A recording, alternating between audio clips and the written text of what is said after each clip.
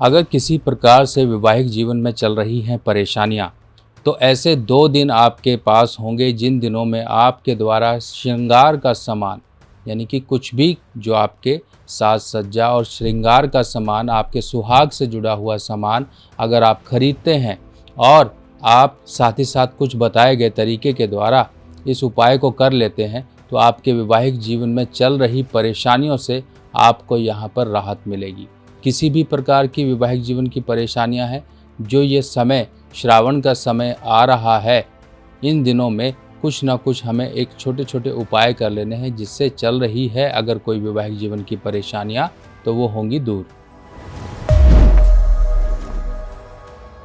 तो जैसे कि सावन का समय चल रहा है, जो कि भगवान भोलेनाथ को बहुत प्रिय समय है, और ऐसे समय में अगर मंगला गौरी व्रत रखा जाता है तो भगवान शिव और माता पार्वती दोनों की कृपा प्राप्त होती है। और इसी समय में अगर आपके वैवाहिक जीवन में किसी प्रकार की दिक्कतें हैं, चाहे वो मंगल दोष के कारण हो या फिर आपसी हस्बैंड वाइफ के बीच में किसी न किसी प्रकार से आपसी मतभेद रहते हैं, कोई आपसी फायरी आर्ग्यूमेंट्स होती हैं, कोई मिसअंडरस्टैंडिंग्स रहती हैं, हस्बैंड वाइफ के बीच में जो स्नेह होना चाहिए वो कहीं ना कहीं डिस्टर्ब है। देखिए, जैसा कि हम जानते हैं, त्यौहार या व्रत ये जो भी हम करते हैं, जो भी हम श्रद्धा अनुसार करते हैं, इनका असर हमारे जीवन पे आता है, सुख समृद्धि बनी रहती है। इसी प्रकार मंगला गौरी व्रत, जो कि सावन के जो मंगलवार होते हैं, इस समय में रखा जाता है। हमारी माताएं बहनें रखती हैं इसको, साथ ही साथ जो सोमवार के व्रत रख सकते हैं वो भी रखते हैं। देखिए, ये समय ऐसा है कि इस समय में जो हम व्रत रख रहे हैं उनके लिए तो उनको कृपा प्राप्त होगी ही होगी, पर जो व्रत नहीं रख पा रहे हैं और उनकी मैरिड लाइफ में प्रॉब्लम है, अब ये मंगला गौरी व्रत जो होता है और ये जो उपाय होता है, ये केवल और केवल महिलाओं के लिए है। पुरुषों को क्या करना उनका भी हम रास्ता बता देंगे, पर ये जो उपाय मैं आपको बताने वाला हूँ, ये सिर्फ हमारी माताएं और बहनें करेंगी जिनके वैवाहिक जीवन में किसी प्रकार से संघर्ष या परेशानियां चल रही हैं।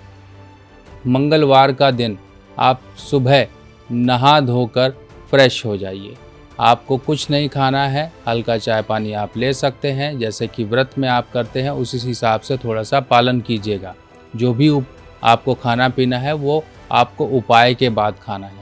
अब क्या करना है, कुछ सामग्री जो है आपको पहले ही एक दिन पहले यानी कि सोमवार को खरीद के रख लेनी है। अब ये 2 दिन का उपाय है, 2 दिन में से किसी एक दिन भी आप कर सकते हो, वही आपके लिए सफिशेंट है। जो लोग इन 2 दिन इसलिए बचे हैं क्योंकि इन 2 दिनों में व्यक्ति, मान लीजिए एक दिन छूट गया तो एक दिन तो उसके पास होगा कि उपाय वो कर सके। अब ये दिन क्या है, पहले ये नोट कर लीजिए। 22 अगस्त दिन मंगलवार, 29 अगस्त दिन मंगलवार, ये 2 दिन आपके पास 2 मंगलवार आ गए, जो कि शुद्ध श्रावण के मंगलवार होंगे। जो लोग मंगला गौरी व्रत रखते हैं वो भी इन दिनों के व्रत रहेंगे। जो नहीं रख पा रहे हैं उनके लिए क्या उपाय है, उनकी मैरिड लाइफ सही रहे। आपको श्रृंगार का सामान ले लेना है। श्रृंगार का सामान जिसमें सिंदूर हो गई, लिपस्टिक हो गई, नेल पॉलिश हो गई, चूड़ियाँ लेनी है। चूड़ियाँ लेनी है आपको हरे रंग की चूड़ियाँ, और वही साइज़ लीजिएगा जो आपकी कलाई में फिट आता हो, ये नहीं कि कोई भी ले लें। और जो भी सामान खरीदें थोड़ा सा अच्छा खरीदें, ताकि चढ़ाने में भी किसी प्रकार का दोष ना मिले। यानी कि क्वालिटी थोड़ा सा देख कर खरीदिए कि आप अपने लिए इस्तेमाल कर रहे हैं, इस तरह से खरीदिए। अब आपको करना क्या है, यानी कि 2 आपने सेट ले लिए, एक सेट तो अपने लिए ले लिया, एक सेट आपने तैयार कर लिया जो कि आपने माता गौरी के आगे अर्पित करना है। जिसमें चुनरी होगी, चुनरी आप ले सकते हैं। इसमें कोई सेंट या परफ्यूम या फिर इत्र होगा वो आप ले सकते हैं। कुछ मात्रा में फूल ले लीजिएगा, चावल ले लीजिएगा, सिंदूर ले लीजिएगा। और ये चीज़ें देखिए, सिंदूर आजकल तो वो पेंसिल वाला भी आता है, इस तरह का मत लीजिएगा। आप कोई जो नॉर्मल हमारे चला करते हैं पाउडर वाले, वही आपने लेने हैं। सिंदूर हो गया जो आपने, देखिए ये सेट थोड़ा नोट कर लीजिए, माता को भी वही होगा, आपको भी होगा। सिंदूर होगा, लिपस्टिक होगी, नेल पॉलिश होगी, आपके बालों के क्लिप्स हो सकते हैं। जो भी श्रृंगार में चीज़ें यूज़ होती हैं आप वो सब लीजिए, इसमें कोई लिमिटेशन नहीं है। पर देखिए, सिंदूर का होना बहुत ज़रूरी है, किसी प्रकार का इत्र का होना बहुत ज़रूरी है, चूड़ी का होना बहुत ज़रूरी है। अगर कोई माताएं बहनें अपने पैर की बिछिया लेना चाहती हैं तो इस समय में चांदी की बिछिया अलग से खरीद सकती हैं, सिर्फ़ और सिर्फ अपने लिए, और चढ़ाने वाली सामग्री जो होगी वो तो अलग होगी। अब आपने माता को सिंदूर अर्पित करना है, ठीक है। जो सामग्री आपने ली थी, चूड़ियाँ, सिंदूर पर, ये सब अर्पित करने से पहले माता का पूजन करना है आपको। माता का पूजन कैसे करेंगे? आप पहले फूल अर्पित करेंगे, वहाँ पर इनको आप धूप, ज्योत ये सब अर्पित करने के बाद फिर आप उनको सिंदूर लगाएंगे। सिंदूर के साथ साथ फिर आपको सुहाग का सामान, उनको जो आपने अपने लिए ख़रीदा है, उनके लिए ख़रीदा है, उसी अनुसार आप उनको चढ़ा देंगे। पूरा सेट होगा उनका, ये नहीं कि 2 चूड़ियाँ चढ़ा दी, 4 चूड़ियाँ चढ़ा दी।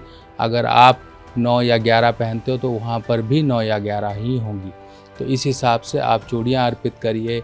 और अब जो सामान आपके लिए बचा, वो जो भी सामान आपके पास था, वो वहाँ पर आप उनके आगे आशीर्वाद प्राप्त करने के लिए ऐसे दिखाएंगे और ये कहेंगे, माता रानी मेरे जीवन में, मेरे वैवाहिक जीवन में जो परेशानी है वो दूर हो, और वो सामान अपना घर ले आएंगे। अब उसमें भी आपका वही होगा, चूड़ी है, आपका इत्र है या परफ्यूम है, आपकी लिपस्टिक है, आपकी नेल पॉलिश है, आपका काजल है, ये सब चीज़ें हैं। इस तरह की चीज़ें अब आपने यही इस्तेमाल करनी है, ये प्रार्थना करके कि आपके जीवन में जो भी परेशानियां हैं वो दूर हों। अब जो बिछिया नहीं पहनती है, बिछिया का बहुत ही बड़ा महत्व होता है, जो कि हमारे जीवन में किसी प्रकार के केतु संबंधी दुख नहीं आने देता है। जिनको जॉइंट्स की प्रॉब्लम है वो इस दिन माता गौरी का ध्यान करके उनको आप फूल या सिंदूर, ये पूजा पाठ की सामग्री अर्पित करके भी अकेले ये बिछिया भी पहन सकती है, क्योंकि बिछिया भी सुहागनों का प्रतीक है और शरीर के दुख दूर करने में भी बिछिया काफ़ी सहायक है। तो अब आपने थोड़ा सा समझ लिया कि किस तरह से जो भी चीज़ें होंगी वो सभी सुहाग की प्रतीक की चीज़ें होंगी।